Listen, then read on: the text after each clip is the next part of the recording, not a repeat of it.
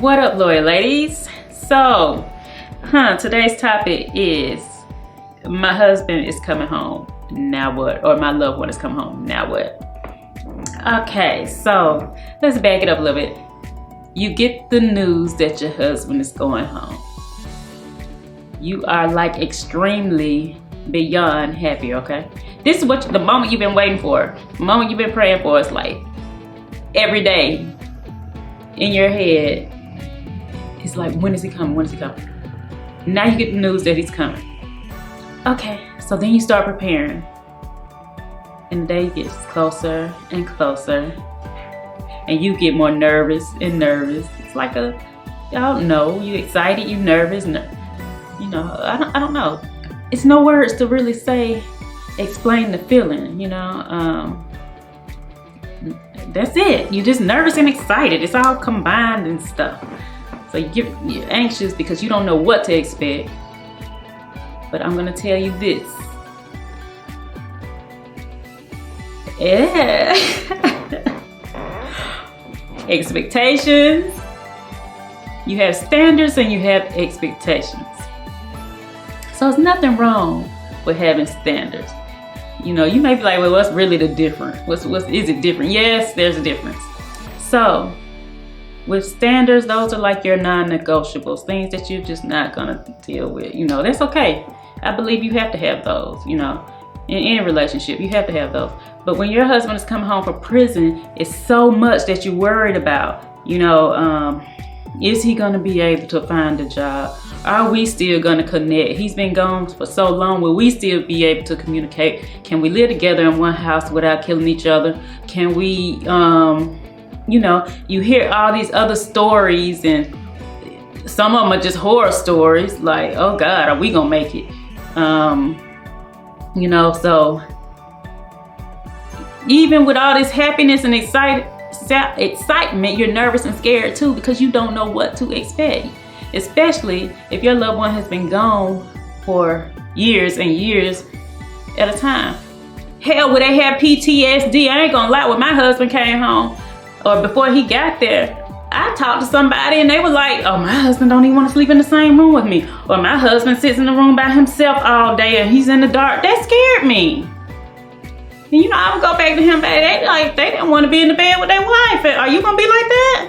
And then I even asked him, well, once we, if you roll over and see me, are you gonna jump on me because you think, it's just stuff that go on your head because he's been in prison all these years. So it's like, if you're just used to, okay, he's doing his thing, you going to bed by yourself, he's going to bed by himself, but his going to bed, that's a totally different thing, because they in prison going to bed and they got to be on guard all the time. So that's all that was in my head. Are you gonna come home and get in bed and be on guard too?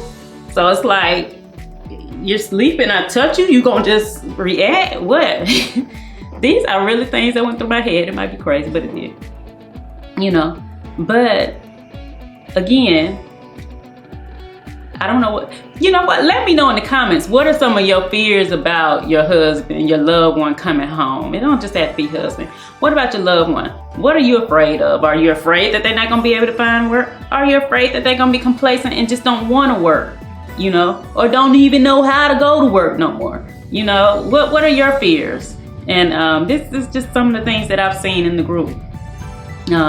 In several groups, just the fear of your loved one coming home. I'm excited he's coming, but these are the things I'm afraid of. So yeah, when my husband finally got home, like I said, back to the standards and expectations, there's a difference. Set the standard. Yeah, you got to go to work. Well, in my case, he had to go to work because he had to go through the halfway house. Now, you don't necessarily have to, but if you're at the halfway house and you want your weekend passes, then yeah, you got to get a job. So yeah, he went to work a week after he was at the halfway house. Oh my gosh, man, that's a whole nother set of fears. I'll get to that in a minute. So yeah, standards. So that should definitely be a standard. Go to work, Other standards that have to be in place. Prison is different, They're used to their routine. You're used to your routine. He's gonna have to adjust to you. You're gonna have to adjust to him. So what are some of the things only you know what you will accept and will not accept? Now, what I will say about expectations, don't think all your expectations are going to be met. I can even say that I think for even not just prison marriages, that's marriages period, because we're not perfect people. We might be perfect for each other, but we're not perfect people. So you're not going to be able to, I know I don't meet all my husband's expectations, and guess what? He don't meet all mine, but we meet enough of them to where we can do what we have to do for the marriage, for a relationship. So those are just some things you need to be thinking on: your standards, your expectations. And I'm not saying don't set the bar high, but sometimes you can set the bar too high. And when it's too high and you expecting this, you're gonna get your feelings hurt. You know, as females, we might expect certain things. Do you know what your husband is expecting or your loved one is expecting of you? These are things that you should talk about while you have the time, because we had the time to talk about it. I ain't gonna sit here and lie and tell you all my expectations have been met, but they haven't. Enough of them have been met to where I feel like we're in a good place, yes. And he ain't here, so I'm not gonna ask him if he can talk about that on his own. But yeah. So expectations, standards, put them in place, but don't put your expectations so high that they just can't be met. Or don't get your feelings hurt if certain things aren't met.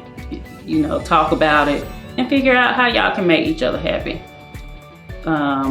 Again, let me know some of your fears. And I think that's all I got for this video. Okay. So again, make sure you subscribe and hit the notification button, and stay strong, beautiful, and unbothered.